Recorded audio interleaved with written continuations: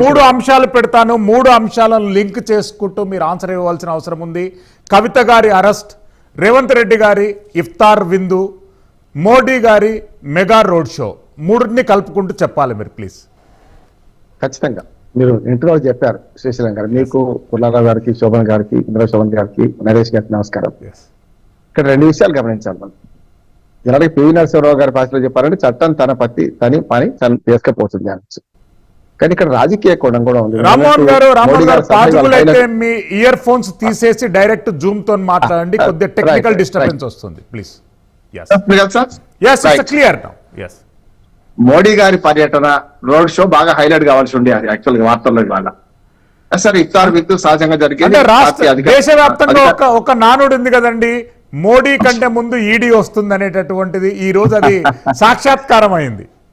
అంటే అట్లా తీసుకురాలేదని అసెంబ్లీ ఎన్నికల్లో నష్టపోయామని ఇప్పుడు బీజేపీ ప్రయత్నం చేస్తే నేను అనుకుంటున్నాను. యాక్చువల్ గా అసెంబ్లీ ఎన్నికల్లో కాంగ్రెస్ పార్టీ స్ట్రాటజీలో ఈ రెండు పార్టీలు పడిపోయినాయి. అప్పుడు ఏమన్నారు, దర్యాప్తు సంస్థల కంటే వేగంగా ముందుగా స్పందించింది బీజేపీ నాయకులు. అప్పుడు కవిత అరెస్ట్ విషయంలో మీరు బండి సంజయ్ ఆనాటి బీజేపీ రాష్ట్ర అధ్యక్షుడు, ఆ తర్వాత మనకు కిషన్ రెడ్డి గారు కేంద్ర మంత్రి, తర్వాత జేపీ నడ్డా, అమిత్ షా, మోడీ గారితో సహా మోడీ అయితే కొంచెం పరోక్షంగా మాట్లాడి మొత్తం మీద కవిత అరెస్ట్ రేపో మాపో అని చెప్పారు. సరిగ్గా మొన్నటి అసెంబ్లీ ఎన్నికల్లో ఆ స్ట్రాటజీ దెబ్బతిని ఏమైందంటే కాంగ్రెస్ దానిలో స్ట్రాటజీలో పడిపోయింది. వీళ్ళు కాంగ్రెస్ బుటా పడిపోయారు. ఏమైందంటే బీజేపీ కాంగ్రెస్ ఒక్కటి అనుకొని పుల్లారావు గారు అన్నట్టు దాని వల్ల పెద్ద ప్రభావం ఉండకపోవచ్చు, కానీ కాంగ్రెస్ ఏదైతే ప్రచారం చేసిందో అది బాగా పనికి వచ్చింది. నేనన్నమాట కాదు, బండి సంజయ్ లాంటి వాళ్ళు ఏమన్నారంటే మేము టీఆర్ఎస్ ను బీఆర్ఎస్ ను విమర్శించినంత ఎవరు విమర్శించలేదు, కానీ మేము విమర్శించి కిందికి లాగితే ఫలితం పొందింది కాంగ్రెస్ అన్నాడు ఆయన. అందుకని ఇవాళ జరిగింది ఏంటంటే ఆ పొరపాటు మళ్ళీ చేయొద్దని చెప్పి ఇవాళ పార్టీ నాయకులు ఎవరు మాట్లాడలేదు. మొన్నటిదాకా అసెంబ్లీ ఎన్నికల ముందు కవిత రేపో ఎల్లుండి అరెస్ట్ అవుతుందని మాట్లాడిన వాళ్ళు సైలెంట్ గా ఉన్నారు. తుఫాను ముందు ప్రశాంతత లాగా వాళ్ళ పని వాళ్ళు చేసుకుపోతుంటే ఇవాళ ఈడీ వచ్చింది, 4 గంటలలో సీన్ అంతా మారిపోయింది. ఆమె అక్కడికి వెళ్ళింది. దీనిలో 2 అంశాలు ఉన్నాయి. ఒకటి లీగల్ అంశం, రెండోది రాజకీయ అంశం. మొదటి లీగల్ అంశాల విషయానికి వస్తే చాలా క్లారిటీ వచ్చేసింది. నేను మధ్యాహ్నం కూడా చాలా టీవీలో మాట్లాడుతూ ఏమన్నానంటే ఒక మహిళను అరెస్ట్ చేయడానికి చాలా నిబంధనలు ఉన్నాయి. మహిళా అధికారులు ఉండాలి, ప్రశ్నించడానికి మహిళా అధికారులు ఉండాలి, అట్లాగే అడ్వకేట్ సమక్షంలో ప్రశ్నించాలి. ఎవరైనా సరే ఉద్దేశం అంటే కవిత తప్పు చేసిందా లేదా మనం నిర్ణయించలేము. ఇంతకుముందు ఇందిరా శోభన్ గారు అన్నట్టు ఎందుకు నిర్ణయించలేమంటే మనకు సాయిబాబా కేసు చూసాం కదా, మనం పౌర హక్కుల సంఘం నాయకుడు సాయిబాబా గారి కేసు చూసాం కదా మనం. ఏమైంది, 10 ఏళ్ల తర్వాత నిర్దోషిగా తేలిండు. నిజంగా ఆ కాలాన్ని ఎవరు ఇవ్వాలి? అందుకే పౌర హక్కులు మానవ హక్కులు ఏం చెప్తున్నాయంటే ఒక వ్యక్తిని అరెస్ట్ చేసే ముందు వారు పారిపోతారా? ఇప్పుడు చార్లే శోభరాజు కాదు కదా కవిత, చార్లే శోభరాజు దేశం విడిచి పారిపోయాడు. అట్లా అయితే కాదు కదా. అటువంటి అప్పుడు అరెస్టుకు ముందు, నిర్బంధానికి ముందు వారు పారిపోతున్నారా, దేశం విడిచిపెడుతున్నారా, లేకపోతే రేపటి నుంచి ఇంకేమైనా చేస్తారా అంటే ఒకటే ఒక ఉంటది ఏంటంటే సాక్ష్యాలను తారుమారు చేయొచ్చు, సాక్షులను బెదిరించవచ్చు, భయపెట్టవచ్చు, లేకపోతే లొంగ తీసుకోవచ్చు. ఈ రెండింటి వల్ల అరెస్ట్ చేయాలి. ఇక్కడ ఏమైంది, సాక్షులను లొంగ తీసుకోవచ్చు అంటే ఇప్పటిదాకా టైం బాగా ఇచ్చారు కదా, ఈడీ ఇచ్చింది కదా, సంవత్సరం పైగా అరెస్ట్ చేయకుండా ఊరుకుంది కదా. తారుమారు చేసుకుంటే ఏమైనా చేయొచ్చు. రాఘవరెడ్డి అప్రూవర్ గా, మాగుంట రాఘవరెడ్డి అప్రూవర్ గా మారిన తర్వాత అంతకుముందు స్టేటస్ మారిపోయింది. ఇప్పటిదాకా ఆమె కేవలం సాక్షి మాత్రమే అందులో ఆ కేసులో.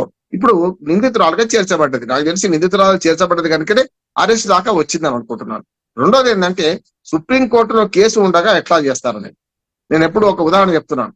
మార్కండేయుడు అర్ధాయి స్కూల్లో పుడితే మార్కండేయుడు ఏం చేసిండు, యమపాశం తీసుకుని ఎముడు వస్తే శివలింగానికి అవలించుకుంటాట. అట్లా ఇప్పటిదాకా శివలింగానికి అవలించుకొని ఉన్నదా. ఈ శివలింగం హామీ ఇప్పటికి కూడా ఉంది. సుప్రీంకోర్టు ఇవాళ కూడా వాయిదా వేస్తూ అప్పటిదాకా ఏం చర్యలు తీసుకోవద్దని చెప్పింది. రేపు సుప్రీంకోర్టు జవాబు చెప్పాలి ఈడీ వాళ్ళు. ఇంకొక మాట కూడా చెప్తాను. మోడీ గారి గురించి గతంలో ఒక ఆర్ఎస్ఎస్ నాయకుడే మాట్లాడి ఏమనంటే శివలింగం మీద తేలుతో సమానం అన్నాడు ఆయన. శశి థరూర్ గారి మీద చాలా పెద్ద చర్చ జరిగింది. అట్లానే ఇప్పుడు ఏమైందంటే శివలింగం మీద తేలులా కూడా ఏమి అయిపోయింది. ఇప్పుడు ఏమైంది, చెప్పుతోని కొట్టలేము, చేయితో తీయలేము. చేయితో తీస్తేనేమో కుడతది తేలు, చెప్పుతోని కొడితే శివలింగానికి అపరాధం జరుగుతుంది. అట్లా ఏమైందంటే ఇప్పుడు ఈ రెండింటి మధ్యన న్యాయమీమాంస మధ్యన మీకు ఈడీ ఏం చేసింది, 4 గంటల విచారణ తర్వాత ఒక కొత్త క్లాస్ తోని వచ్చింది. చాలా వరకు నేను అడ్వకేట్ చెప్తుంటాను, మనకు ఆడవాళ్ళను ఎప్పుడు అరెస్ట్ చేయొచ్చు, ఎప్పుడు అరెస్ట్ చేయొద్దు, అధికారులుగా ఆడవాళ్ళే ఉండాలి, పోలీసులు వెంబడి ఉండాలి.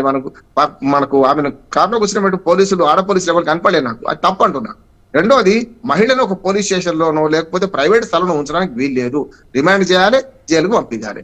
అంతకుముందు ఆసుపత్రికి కూడా తీసుకుపోవాలి. ఎవరైనా సరే మహిళ కావచ్చు పురుషుడు కావచ్చు ఆసుపత్రి తీసుకెళ్ళాలి. ఇవి ఏం జరగలే కదా. ఇంకొక క్లాజ్ కూడా ఏంటంటే వాళ్ళు వచ్చిన తెలివితోని ఈడీ అధికారులు ఏమొచ్చారంటే రాస్ అవెన్యూ కోర్టు అనేది ఢిల్లీలో ఉన్నది, అది దాని నుంచి ట్రాన్సిట్ వారెంట్ తీసుకొని వచ్చారు. ట్రాన్సిట్ వారెంట్ గురించి హరీష్ రావును మాట్లాడుతున్నప్పుడు వేరే టీవీ ఛానల్ చెప్పాను. ట్రాన్సిట్ వారెంట్ ఎప్పుడు అవసరమైంది అంటే వేరే జిల్లా పోలీసులు వచ్చినా, వేరే రాష్ట్రం పోలీసులు వచ్చినా, లేకుంటే కేంద్ర పోలీస్ బలగాలు వచ్చి ఓ రాష్ట్రంలో అరెస్ట్ చేయాలన్నా కూడా అప్పుడు వాళ్ళు ఏం చేయాలి, స్థానిక కోర్టులో హాజరుపరిచి తీసుకెళ్ళాలి.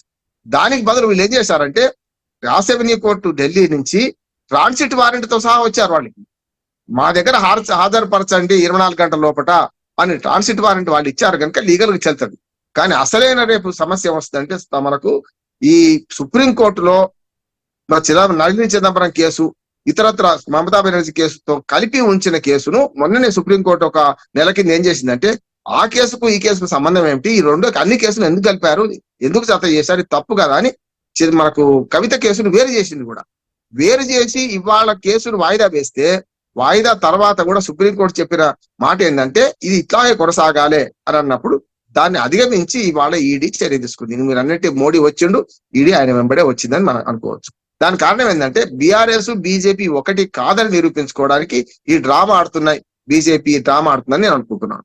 రెండోది ఉన్నది, ఒకవేళ కవిత అరెస్ట్ వల్ల సానుభూతి పెరిగింది అనుకోండి, ఈ సానుభూతి వల్ల అయితే బీఆర్ఎస్ అనే గెలవాలి 4 సీట్లు ఎక్కువ, అయితే మనకు